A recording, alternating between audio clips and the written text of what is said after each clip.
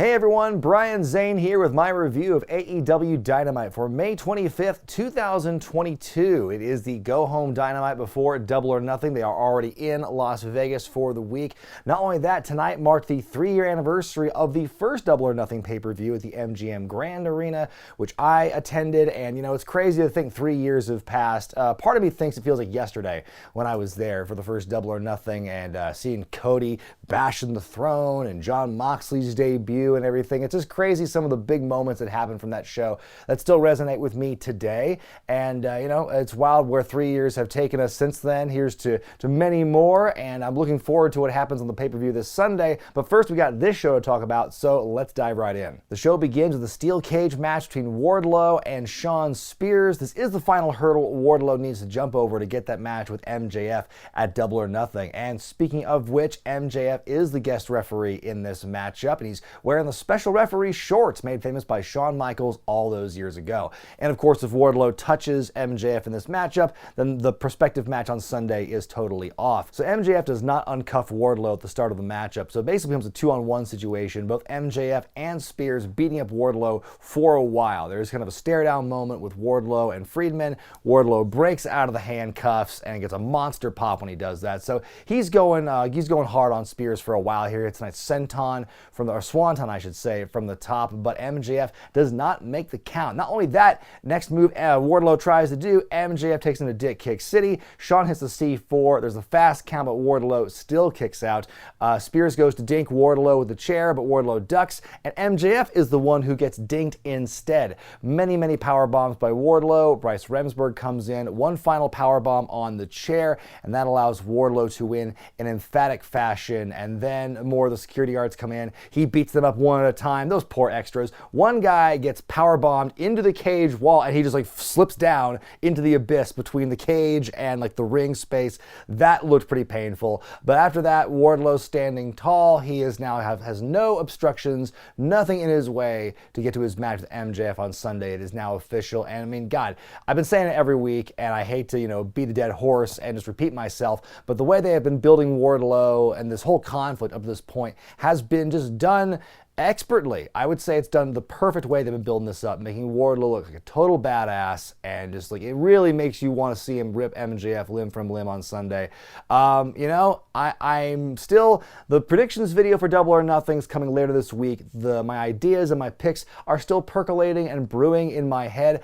Honestly, this is one of the many matches where I can't pick like a definite, this is definitely going to happen, this makes the most sense or whatever. Like, I think it's still either man's match, but like, I'm just totally game for what's going to happen. The Jericho Appreciation Society backstage cutting a promo on the Blackpool Combat Club, and Kingston and friends ahead of Sunday. They run into a stagehand who's wearing a Jon Moxley shirt, and Jericho throws a fireball in his face because he is a wizard, as he is wont to say. And speaking of matches for Sunday, I'm looking forward to greatly, but still can't decide right now who I think is going to win this thing. We have a face-to-face with CM Punk and Hangman Page. And the whole story here is that Punk is being very diplomatic, being very respectful. He's being very kind of reserved in what he's saying. He's just trying to be like, hey, it's business. Let's shake hands. Let's have a show of respect. Let's have a nice, clean old title match in Las Vegas on Sunday. What about it? But Page is not about that. He is very much passionate and fired up to take on CM Punk. And man, his promo is pretty darn convincing here. I mean, it's a tale of two things. Punk is being very calm. I don't know why you're taking this so personally. This is just a business thing. But Page is going full on in this thing. He says he's not going to defend the championship against Punk. He is defending AEW from CM Punk. He does not like the fact that Punk is going to come in here with his outsider ways. And after all this time, he still doesn't know what it means to be a champion. It's not just what happens in the ring. It's all the small moments outside the ring when you don't know you're being watched or whatever. The people who are watching you, but you don't notice it. That sort of thing. That's what makes a champion. And yeah, very good promo by Page here. I would argue it's his best since the cowboy ship promo that he cut before he won the title late last year. Punk tells Page that everything that Hangman has accomplished is because Punk laid down the foundation, wrote the blueprint, etc. Wants to shake hands, but Page is having none of it. Punk shoves Page, then Hangman decks Punk, and Punk right away, you can see him smiling afterward, and Page kind of leaves the ring looking a bit frustrated, a bit perplexed perhaps, and again, building up that story of sowing the seeds of doubt and second guessing in Page here. You know, Punk got Hangman in his trap essentially. And again, great stuff here. Very few words I could say to kind of build on what this segment was like. Great storytelling by both guys, absolutely. And you know, Hangman's promo, like I said, top shelf stuff by his standards and what he has done so far as champion. No telling what's going to happen in this match, but just based on the foundation they have laid for this one, how Punk's playing head games and Page doesn't know what to do with that, I'm definitely behind this story here. We get a hype package for Jade Cargill versus Anna Jay for the TBS title on Sunday. Then we see Private Party taking on Moxley and Kingston. They're teaming up for the first time since last September. You have William Regal and Chris Jericho on opposite ends of the commentary booth for this matchup here. I love how Jim Ross says, oh, Eddie Kingston's wearing new ring gear tonight. It's just basketball shorts. It's just shorts as opposed to pants, I think. Regal on commentary telling Jericho that he has lost the plot, and Jericho says, you just have no idea how great I am. And Regal's like, you're right, I don't. I don't know what's going on here with this individual before me.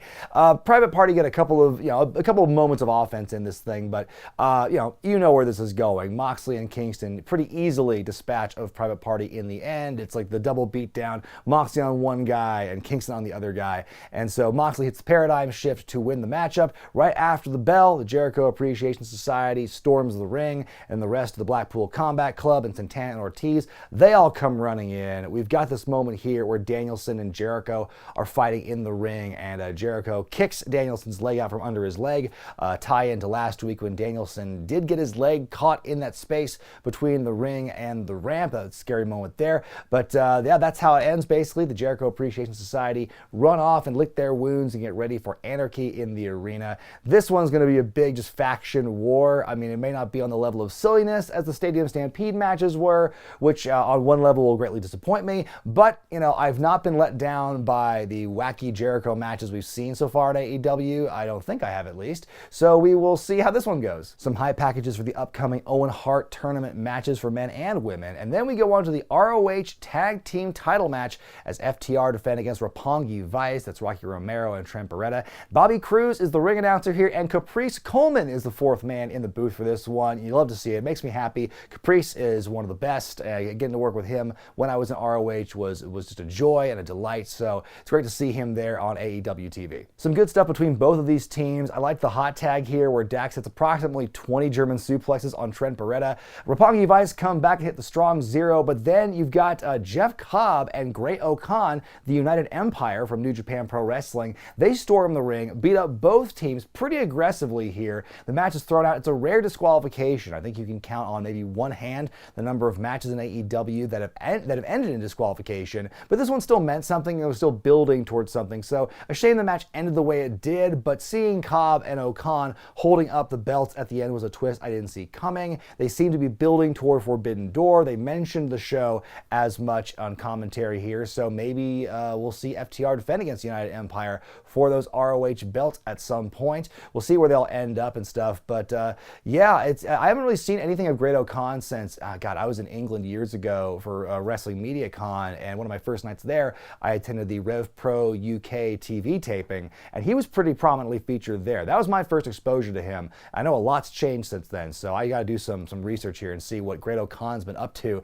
since I first saw him. But again, it's exciting to see this crazy chaos of the Forbidden Door build happening here. The Hardys cutting a great promo on the Young Bucks backstage. Matt talks about all the similarities that the two sets of brothers had in their upbringing. You know, it's like he says, we didn't drink, we didn't smoke, we didn't do drugs, we didn't even curse. And I'm surprised he didn't go, then we got into wrestling, we did all that shit once we got into WWF. Like, he didn't say that, but I feel like it was kind of implied, because he did say the Bucks would never have survived the wrestling business that they were brought up in 20 some odd years prior. And so that's where the similarities begin and end, is their upbringing, essentially. He says, we've always been better than you, you've always been Hardy Boy cosplayers, and we're going to delete you at Double or Nothing. Also a great line by Matt here, calling themselves middle-aged and extreme. I love that. It's a bit of a play on the Terry Funk middle-aged and crazy line from many years ago. Jeff says some good things too in this promo too. It's mainly carried by Matt Hardy, but Jeff, you know, the one who famously is not good at promos, actually held his own weight here. Triple threat match next. You have Ricky Starks, Swerve Strickland, and Jungle Boy. It's a bit of a preview.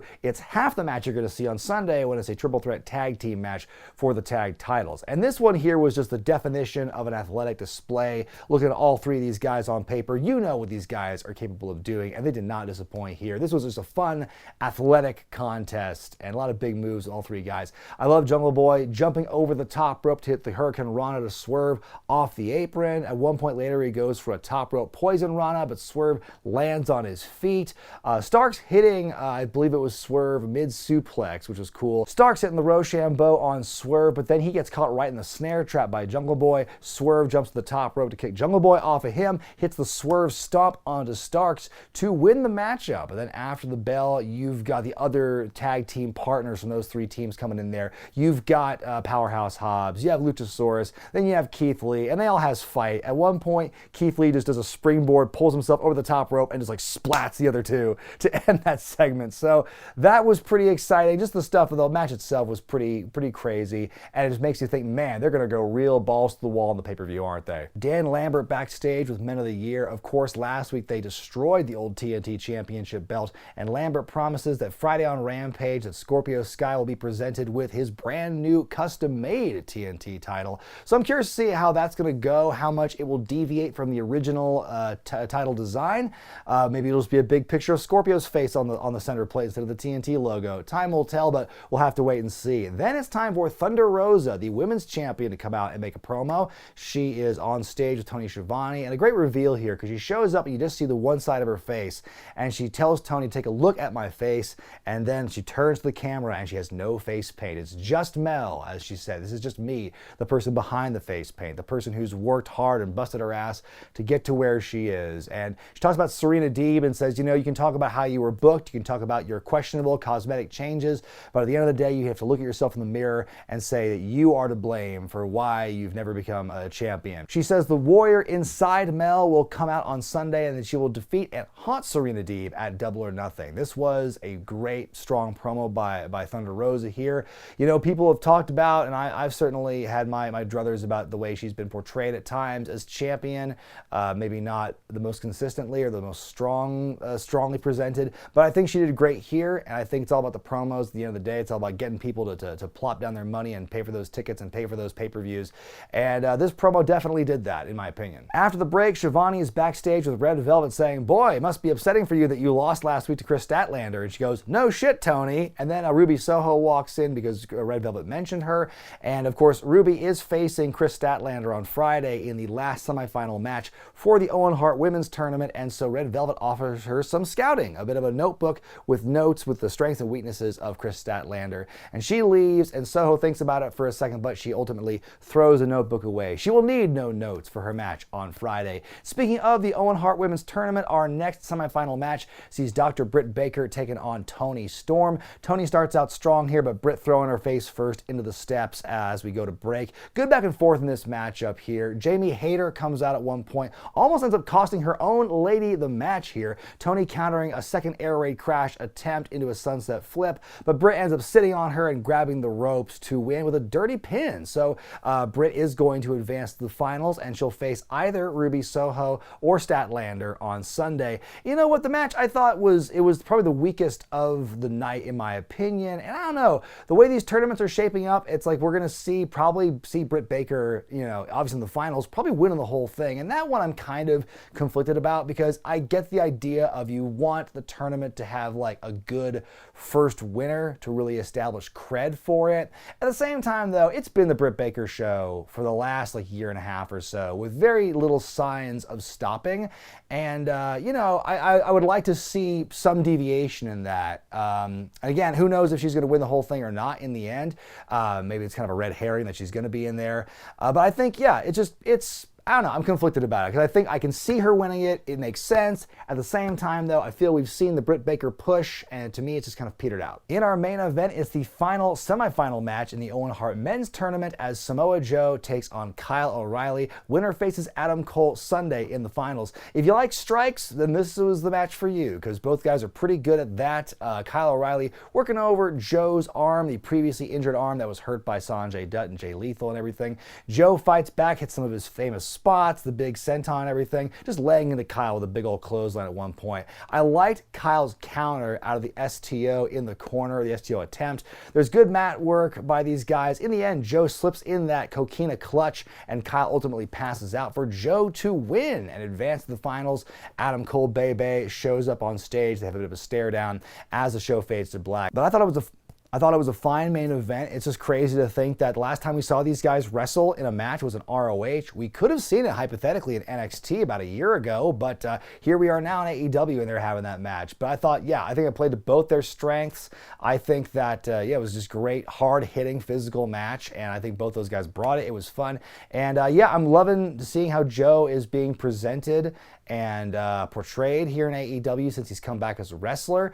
I'm really looking forward to that matchup with he and Adam Cole in the finals on Sunday. That could have the potential, maybe not steal the show, but I think it's definitely going to be one of the top matches to beat on that night. My grade for this week's Dynamite is a B. Heck of a go-home show, or a go-home Dynamite at least, before Double or Nothing. I like how the stakes are still high going into it with less than a week to go before the show. We saw that with the cage match with Wardlow and Shawn Spears. We saw it here, we're seeing it this week with the Owen Hart tournament matches, because those finals are still being put together between tonight and Friday and everything. So the promo work we saw was pretty good all across the board. I liked what I saw. I'm firmly I've definitely been sold on Double or Nothing. And I think this show, not every go-home show is going to have that same kind of oomph. I feel sometimes, at least when I watch WWE, sometimes like the show before the go-home show is the more interesting one. But that's not been the case here. I think the go-home show here had proper ramping up of stories and stakes, and it's made this a fun show to watch. But what did you think of Dynamite, folks? Let me know in the comments section below. And speaking of Double or Nothing, stay tuned for later this week when I give you my predictions video for the show. It's going to be dropping about Friday or Saturday. And then, of course, Sunday night or Monday morning, you will see my review of the proper pay-per-view Double or Nothing. But until then, folks, I'm Brian Zane, and I'll see you next time.